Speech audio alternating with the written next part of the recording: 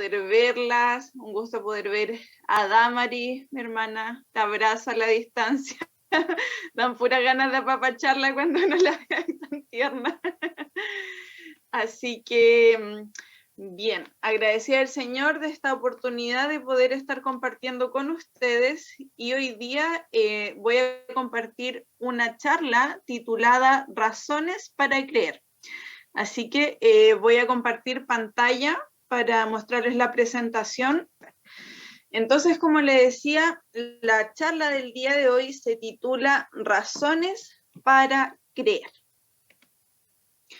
Bien, para comenzar, quise compartir con ustedes este versículo que está en Marcos 9:23, que dice así: Jesús le dijo, si puedes creer, al que cree, todo le es posible.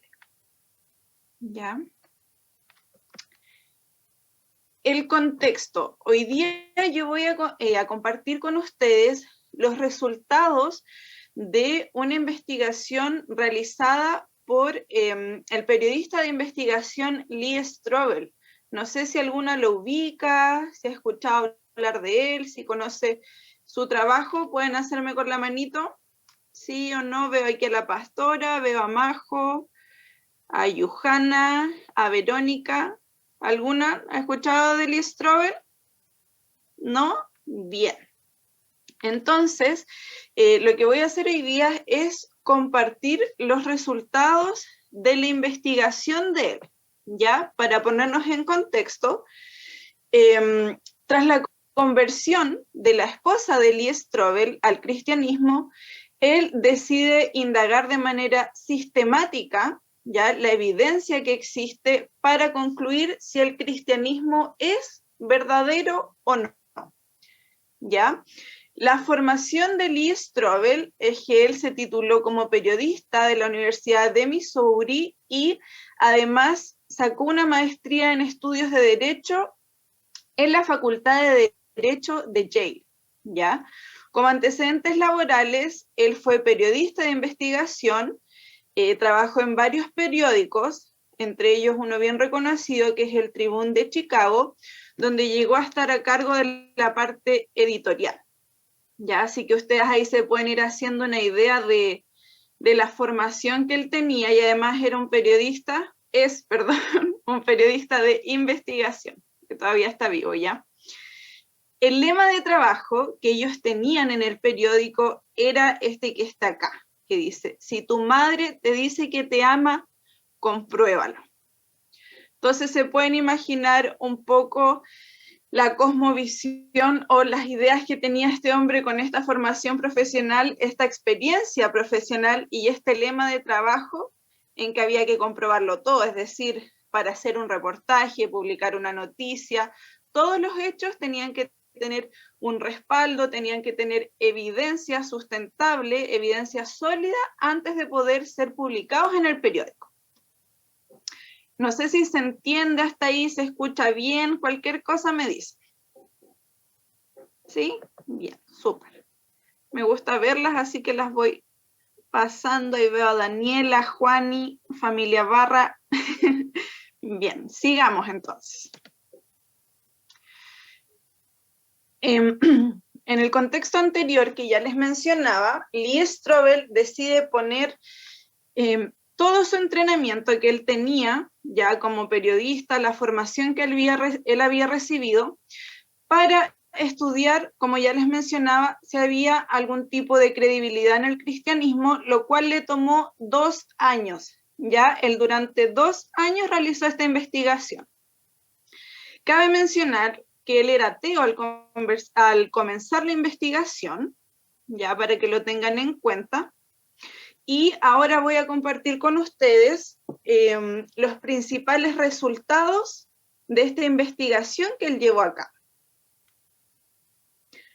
Para comenzar, él se planteó la siguiente pregunta de investigación: ¿es el cristianismo verdad y cualquier otro sistema de fe es falso? Esa fue la pregunta que él se planteó para comenzar a investigar, ¿ya? ¿Es el cristianismo verdad y cualquier otro sistema de fe es falso. Y él, al plantearse esta primera pregunta, se da cuenta de que para poder responder la primera pregunta que se hizo, había un punto clave en el cristianismo. Y este era la siguiente pregunta que debía ser respondida. ¿Resucitó Jesús o no resucitó de los muertos? Es decir, para saber si el cristianismo es verdadero o falso, él se dio cuenta que el factor clave era si es que se podía probar o no, según la evidencia, la resurrección de Cristo. Bien, vamos a ver entonces ahora los antecedentes de la investigación. ¿Ya? Durante la vida de Jesús, de manera explícita e implícita, él hizo declaraciones, ¿ya? Donde afirmaba ser el Hijo de Dios. En una oportunidad Jesús dijo, el Padre y yo somos uno. ¿Ya? De acuerdo a la investigación, la palabra que Jesús utilizó en ese momento para uno en el griego no era masculino. Ya cuando él dijo, el Padre y yo somos uno, ese uno no era masculino, sino que era neutral. ¿Qué nos quiere decir esto?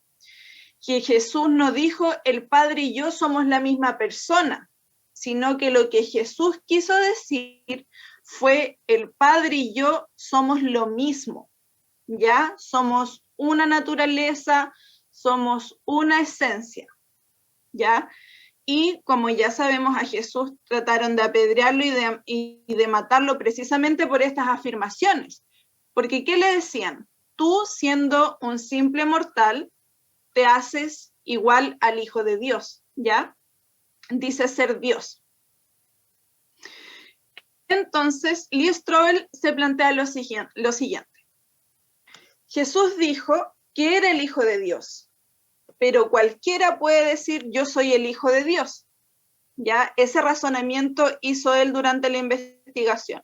Yo podría decir, soy el Hijo de Dios, la Damaris, la Pastor, cualquier persona podría decir eso de la boca para afuera. Ya este fue el razonamiento que él hizo. Ahora, él pensó lo siguiente, pero si Jesús dijo ser el Hijo de Dios, murió, y 3 días más tarde resucitó de entre los muertos, esa ya sería bastante evidencia de que él está diciendo la verdad. ¿Ya? Por eso el punto clave del cristianismo es la resurrección. Bien. Como vemos a continuación, la resurrección es el eje de la fe cristiana, ¿ya? Y es la razón por la cual el apóstol Pablo afirma en 1 Corintios 15:17 lo siguiente. Y si Cristo no ha resucitado, la fe de ustedes carece de valor y aún siguen hundidos en el pecado. Es decir, Lee Strobel, siendo ateo, se dio cuenta que en el cristianismo, en nuestra doctrina, si Jesús no resucitó, nada de lo que nosotros hemos creído tiene sentido. ¿Ya? Bien. ¿Qué aspectos hay que tener en cuenta? Primeramente, que cuando él comienza a hacer esta investigación, no le dio a la Biblia ningún tipo de credibilidad especial. Ya no consideró que fuera un libro especial, o que fuera una palabra inspirada por Dios, o que tuviera algún tipo de atributo sobrenatural, nada. Lo vio como un libro común y corriente. ¿Ya? Entonces, él se preguntó, ¿cómo puedo saber que en realidad ocurrió? ¿Ya? ¿Cuál es la evidencia de que Jesús resucitó entre los muertos y de que Él es quien dijo ser? Bien. Entonces, a través de esta investigación, él se da cuenta que, bueno, hay muchos antecedentes y mucha evidencia, pero en torno a la resurrección hay específicamente 4 factores, ¿ya? 4 factores claves para poder investigar este suceso. El primer factor es el factor de la ejecución. Es decir, si queremos llegar al punto de la resurrección, primero Jesús debería haber muerto, ¿ya? Es decir, necesitamos tener una muerte antes de que haya una posible resurrección. ¿Y a qué conclusión llegó o qué fue lo que descubrió Lee Strobel? Que no hay ningún conflicto entre los estudiosos del tema respecto a la ejecución de Jesús bajo Poncio Pilato, ¿ya? No solo los estudiosos cristianos, sino que también las personas que han estudiado este tema alrededor del mundo han llegado a la conclusión de que sí, efectivamente Jesús murió ya después de la sentencia que dictó Poncio Pilato. Bien, ¿por qué esto es relevante? Porque cuando nosotros estudiamos historia antigua, quizás las historias que no han pasado en los colegios o en la universidad, ya hechos que nosotros consideramos en la actualidad como hechos históricos, tenemos suerte si hay una o dos fuentes que nos confirmen ese hecho, que nosotros consideramos como un hecho histórico. Ya, por ejemplo, si decimos, no sé, ya los dinosaurios se extendieron tal año, si hay una o dos fuentes que confirmen eso, tenemos suerte, ¿ya? En cambio, para la ejecución de Jesús, bajo Poncio Pilato, no solamente hay múltiples reportes, ¿ya?, que respaldan el Nuevo Testamento, sino que además hay 5 fuentes antiguas fuera de la Biblia confirmando y corroborando su ejecución. Es decir, no solo la Biblia afirma que Jesús fue ejecutado, sino que también fuentes históricas que no pertenecen a la Biblia también afirman que esto sucedió. O sea, que él fue ejecutado bajo Poncio Pilato. ¿Se entiende hasta ahí? No sé si voy muy rápido, si está bien. Me dicen, pueden abrir el micrófono, no hay problema. ¿Sí? Ya. Seguimos entonces. Entre estos autores tenemos a Josefo y a Tácito, que son historiadores. Ya ellos en sus reportes registraron la ejecución de Jesús. Ya, además la investigación arroja que la ejecución de Jesús es un hecho histórico y que cualquier institución académica importante se reiría de nosotros si dijéramos que Jesús no fue ejecutado. ¿Ya? Aquí él cita a Gerd Ludemann, que es un estudioso ateo, quien afirmó: la muerte de Jesús como consecuencia de la crucifixión es indiscutible. Ya, entonces tenemos personas creyentes y personas no creyentes, todos llegan al mismo punto de acuerdo en que Jesús sí fue ejecutado, ya en la crucifixión. Bien, entonces llegamos así a la conclusión número 1 de esta investigación, es que según la evidencia, Jesús fue ejecutado, Jesús murió. Ya recordemos que este punto es importante porque, como decíamos, para tener una resurrección, primero hay que confirmar que efectivamente hubo una ejecución. Bien, vamos a pasar ahora a revisar el factor número 2, que es el de los primeros relatos. ¿Ya? De acuerdo a la investigación de Lee Strobel, tenemos relatos y reportes antiguos de que Jesús se levantó de entre los muertos. Pero, ¿por qué será tan importante que existan estos relatos? ¿Ya? Porque muchos escépticos creen que la ejecución de Jesús fue una leyenda. Cuando usted intente predicar o hablarle del Señor, se va a encontrar con que muchas personas escépticas le van a decir que es una leyenda o que es un cuento. Así que es importante que esté atento a estos puntos que estamos tratando, ¿ya? Estas personas piensan que los relatos que hablan de Jesús tienen su origen unos 100 o 150 años después de que Jesús vivió. Ellos creen que se empezaron a contar leyendas en torno a la vida de Jesús, que se empezaron a crear historias, en el fondo que se creó una mitología en torno a la figura de Cristo. ¿Ya? Sin embargo, en esta investigación podemos ver que los cristianos se reunían basados en hechos que ellos sabían que era verdad. ¿ya? Tenían un credo que resume la resurrección de Jesús y las cosas esenciales del cristianismo. Es decir, los primeros cristianos cuando se reunían, no se reunían en base a leyendas, sino que se reunían en base a hechos que ellos sabían que habían sucedido, en base a hechos que eran reales. ¿Ya? Y esto es lo que el apóstol Pablo expone en la carta que escribió a la iglesia de los Corintios, lo que nosotros conocemos como Primera de Corintios.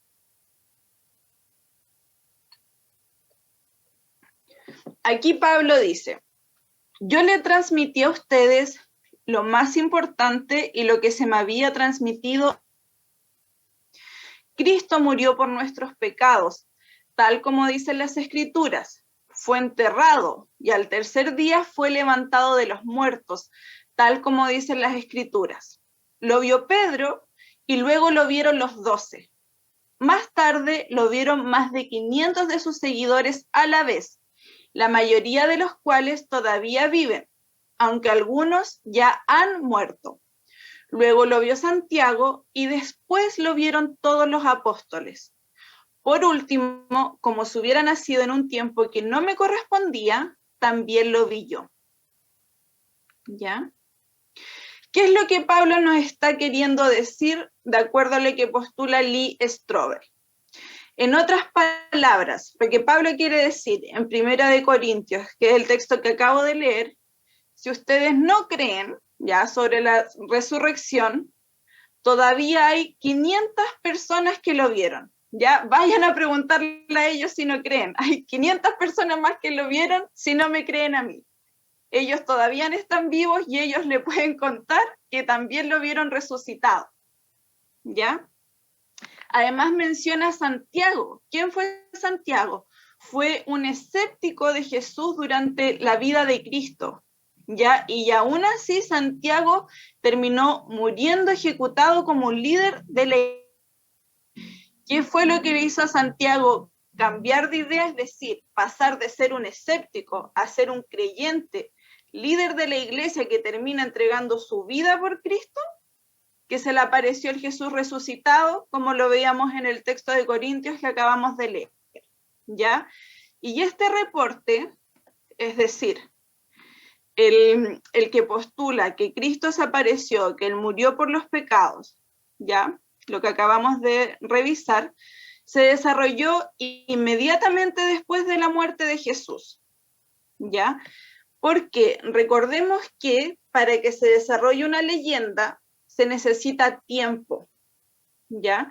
Nosotros sabemos que Pablo envió la carta a los Corintios unos 23 años aproximadamente después de la muerte de Jesús, y en la carta se indica que antes de ser escrita la carta de los Corintios, el credo de los cristianos ya existía. ¿Ya?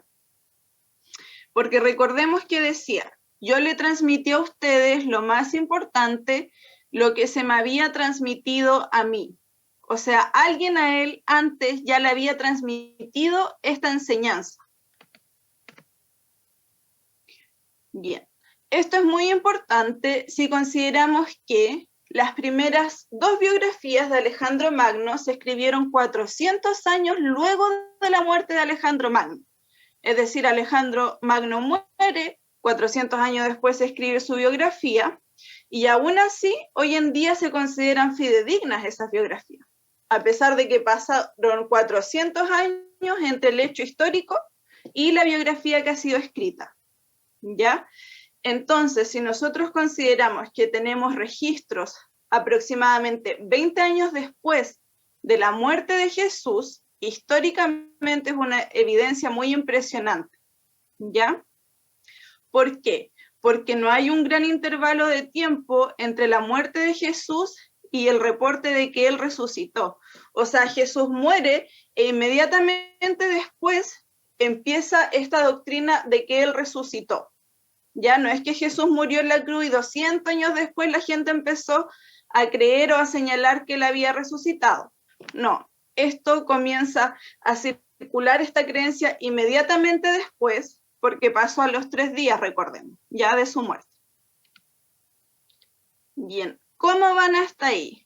Quiero verlas, saber si están con sueño, si se entiende. La pastora le veo el dedito para arriba. Bien, las demás, la hermana Vic, muy animada. Bien.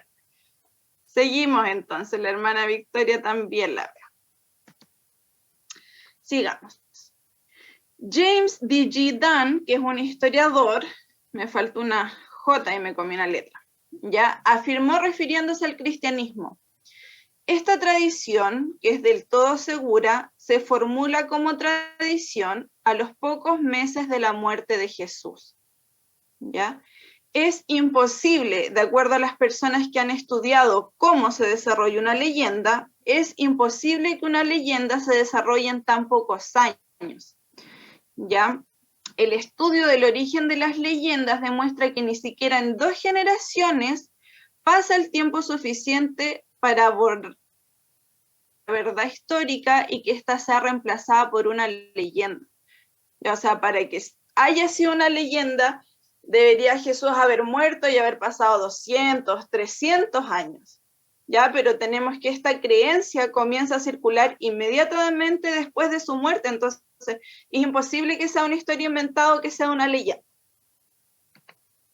Bien. También tenemos que tener en cuenta que no solo existe el libro de Corintios que afirma el hecho de la resurrección, sino que tenemos muchos otros libros dentro del Nuevo Testamento, ¿ya? Y todos estos libros son tan antiguos que estaban circulando cuando aún muchos de los contemporáneos de Jesús estaban con vida.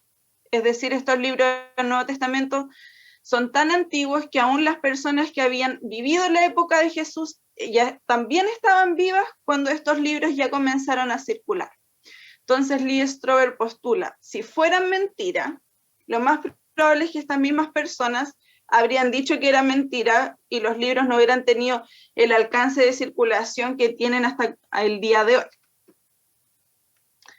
Bien, así llegamos a nuestra conclusión número 2, que es que hasta ahora tenemos una ejecución y tenemos relatos registrados tan inmediatamente después de la muerte y de la resurrección de Jesús que es imposible que sea una leyenda.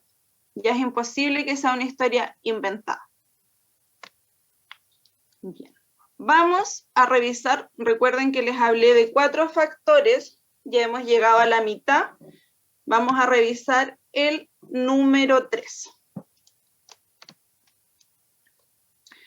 Bien, el factor número 3 es la tumba vacía. ¿Ya? El registro histórico nos relata que el cuerpo de Jesús fue puesto en una tumba que pertenecía a José de Arimatea, que era miembro del Consejo Judío. Esta tumba sabemos que estaba resguardada y aún así la descubrieron vacía esa mañana de Pascua. Sabemos que habían soldados, ¿verdad?, custodiando la tumba. Bien. Lee Strobel, durante su investigación, concluyó que existen varios hechos históricos relacionados con la tumba vacía. Pero el que él considera más concluyente es que incluso los enemigos de Jesús admiten de manera implícita que la tumba estaba vacía. Ya, es decir, no solo los creyentes o no solo los discípulos dijeron que la tumba estaba vacía, sino que también sus enemigos. ¿Cómo podemos saber esto? Porque cuando los discípulos de Jesús empezaron a proclamar que Jesús había resucitado, los enemigos de Jesús nunca dijeron: abran la tumba, ahí está el cuerpo. Si él no hubiera resucitado, era tan fácil como ir a decir: no, no resucitó, vamos a abrir la tumba y su cuerpo iba a estar allí, ¿verdad? Pero ¿qué fue lo que ellos dijeron? Los discípulos robaron el cuerpo. Es decir, los enemigos de Jesús admiten que la tumba estaba vacía, pero intentan explicar eso culpando a los discípulos. Ya no admitiendo la resurrección, sino culpando a los discípulos de que ellos habían robado el cuerpo. Ya, es decir, de forma implícita o explícita, los opositores y seguidores de Jesús, todos coinciden en que la tumba estaba vacía. ¿Ya? Bien. ¿Quiénes son los sospechosos en cuanto a la tumba vacía? Tenemos a los romanos, a los líderes religiosos y a los discípulos. Los romanos no iban a robar el cuerpo, ya que ellos querían que Jesús estuviera muerto.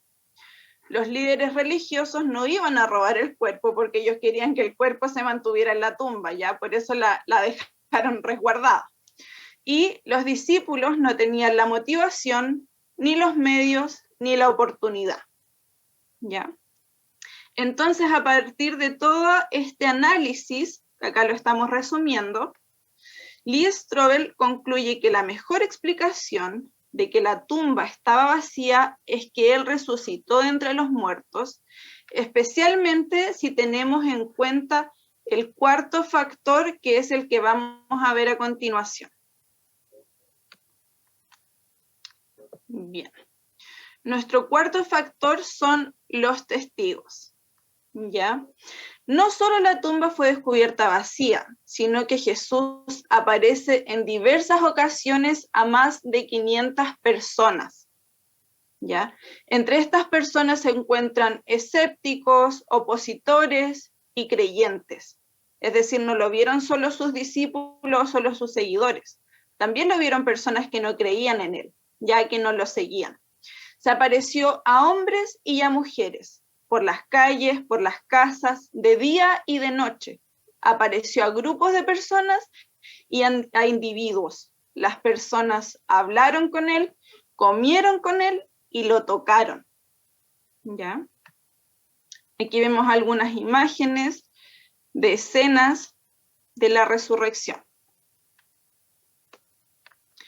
Bien, recuerden que anteriormente mencionamos que tenemos suerte si en la historia antigua tenemos una o dos fuentes que confirmen un hecho, ¿ya? Y Lee Strobel, a través de su investigación, concluyó que se cuenta con no menos de 9 fuentes dentro y fuera del Antiguo Testamento, dentro y fuera de la Biblia, confirmando su convicción de que ellos se encontraron con Cristo resucitado. ¿Ya? Este hecho, es decir, el encontrarse con Jesús resucitado, cambió a los discípulos, ya los cambió de ser hombres asustados porque los iban a matar a predicar con valentía. Ya pasaron de estar con miedo, de querer esconderse, de estar desmoralizados, a predicar que Jesús era el Hijo de Dios y que él lo había demostrado resucitando de entre los muertos. Ya.